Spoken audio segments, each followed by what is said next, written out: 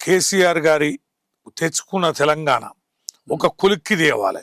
విభజన సమస్యలు చాలా తీవ్రంగా ఉన్నాయి. కేసీఆర్ గారు గెలుస్తారని ఊహించని శక్తులు చాలా ఉన్నాయి. మూకుమ్మడి దాడి. ఇలా తెలంగాణ ఒక రూపం వచ్చిందంటే ఖచ్చితంగా నిలబడ్డం కనుకనే.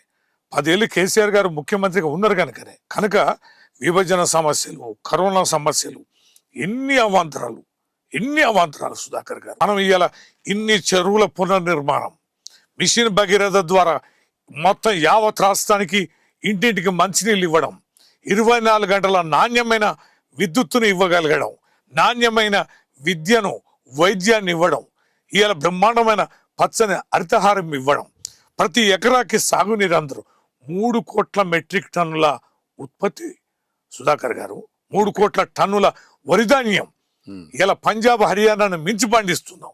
ఎక్కడి తలసరి ఆదాయం, ఎక్కడి స్థూల ఉత్పత్తి, ఎక్కడి పోయింది రాష్ట్రం, ఎన్ని రంగాల్లో పోయింది సుధాకర్ గారు? కేసీఆర్ గారు కదా.